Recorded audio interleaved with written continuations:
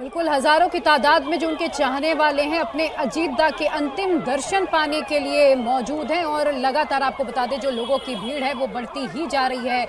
कल उम्मीद जताई जा रही है कि दिल्ली से कई बड़े नेता भी बारामती पहुंचेंगे। कल सुबह 11 बजे अजित पवार का अंतिम संस्कार किया जाएगा। बारामती में ही अजित पवार का अंतिम संस्कार होना है और उनके पार्थिव शरीर को विद्या प्रतिष्ठान में रखा जाएगा अंतिम दर्शन के लिए।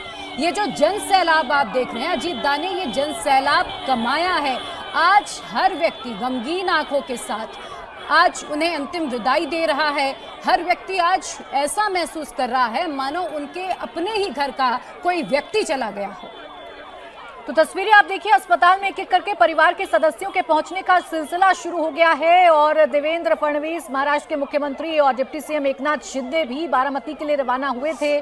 उनके पहुंचने का सिलसिला भी शुरू होगा। फिलहाल अस्पताल में एक एक करके गाड़ियों की आवाजाही आप देख रहे हैं। एक एक करके जो अजीत पवार से जुड़े हुए लोग हैं, परिवार से जुड़े हुए लोग हैं या उनके साथ सियासत करने वाले लोग हैं, वो अब अस्पताल में पहुंचना शुरू हो गए हैं। वो अस्पताल जहां अजीत पवार का पार्थिव शरीर रखा हुआ है।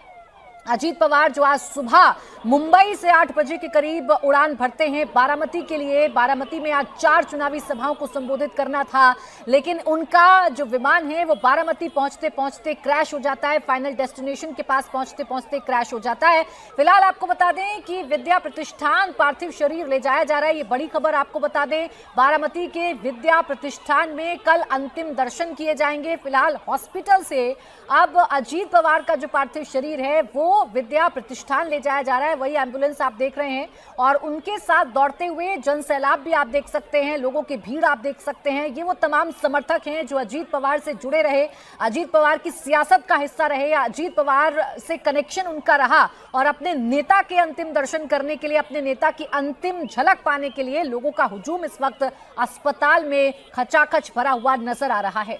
बिल्कुल, ये तस्वीरें आपको दिखा रहे हैं, वो एम्बुलेंस भी आपको नजर आ रही होगी जिसमें अजीत दा के पार्थिव शरीर को रखा गया और उनके जो समर्थक हैं एम्बुलेंस के बाहर एम्बुलेंस को घेर कर खड़े हुए हैं। विद्या प्रतिष्ठान उनके पार्थिव शरीर को लेकर जाया जा रहा है। अंतिम दर्शन के लिए विद्या प्रतिष्ठान में ही उनके पार्थिव शरीर को रखा जाएगा और कल सुबह 11 बजे का समय तय किया गया है। आपको बता दें, अजीत पवार का पूरा परिवार इस वक्त बारामती में ही मौजूद है। सुबह दिल्ली से उनकी पत्नी सुनेत्रा पवार और उनकी बहन सुप्रिया सुले रवाना हुए और जब वो पहुंची वो तस्वीरें भी आपको बता दें, शरद पवार से राजनीतिक तौर पर भले ही थोड़े मतभेद रहे होंगे, मनभेद रहे होंगे, लेकिन आज पूरा परिवार एकजुट है। और पिछले कुछ समय से हमने ये देखा भी था, अजित पवार अपने चाचा शरद पवार की तरफ फिर से रुख करने लगे थे, बीच में उनका अलायंस भी हुआ। आपको बता दें, ये जो तस्वीरें हैं इस वक्त उनके समर्थकों का ये जन सैलाब है जो आज अपने अजीत दा की एक झलक पाने के लिए बेचैन नजर आ रहा है।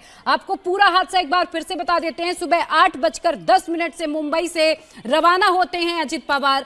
महाराष्ट्र एविएशन डिपार्टमेंट की तरफ से जानकारी दी गई कि 8:45 पर बारामती एयरपोर्ट पर लैंडिंग की कोशिश की गई, लेकिन रनवे साफ नजर नहीं आ रहा था। विमान दोबारा ऊंचाई पर गया। जब पहली कोशिश नाकाम हुई तो दूसरी कोशिश की गई। रनवे नंबर 11 पर दोबारा लैंडिंग की कोशिश की गई और इसी दौरान विमान रनवे से फिसलकर क्रैश हो गया।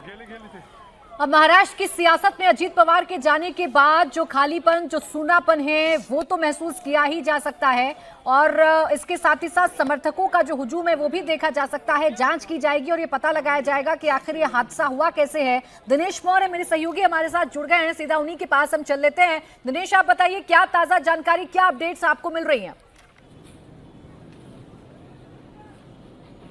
देखिए, एयरक्राफ्ट इस समय इस पूरे मामले की जांच के लिए एक टीम को रवाना कर दी गया बारामती की तरफ।